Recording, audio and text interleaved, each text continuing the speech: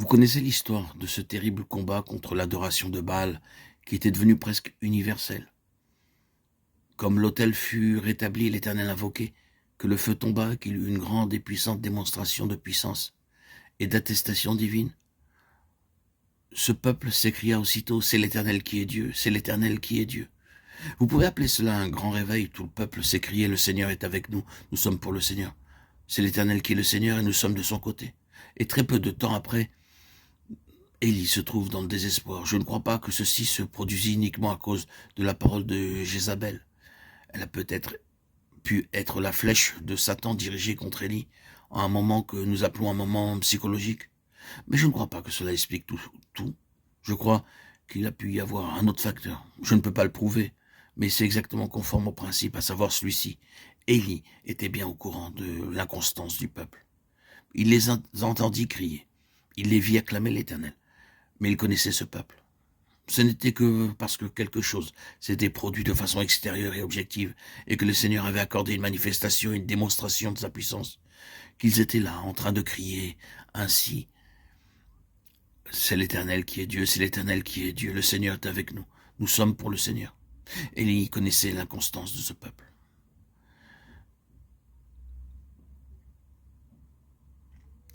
Il n'était pas satisfait. Ainsi, ce peuple, aussi instable, vous le trouvez dans un profond état de désespoir et répandant sa plainte devant le Seigneur. Élie disait, j'ai déployé mon zèle pour l'Éternel, le Dieu des armées, car les enfants d'Israël ont abandonné ton alliance, ils ont renversé tes autels, et ainsi de suite. Maintenant, remarquez bien, et c'est la chose la plus étonnante, ce n'est pas avant que les événements du Carmel aient eu lieu, pas avant que le peuple ait crié, c'est l'Éternel qui est Dieu, que le Seigneur dit à Élie, j'ai cependant 7000 hommes en Israël, tous ceux qui n'ont point fléchi les genoux devant Baal. Je me demande si vous voyez la signification de cela. Pour moi, ce fut une révélation. Voyez-vous, bien-aimés, les gens qui peuvent venir en foule, en un jour où le Seigneur fait quelque chose de façon extérieure, en un temps de réveil, ne sont pas des vainqueurs. Ils sont là parce que quelque chose se produit. Une démonstration est faite de la puissance de Dieu. Mais c'est quelque chose de plus profond que Dieu désire.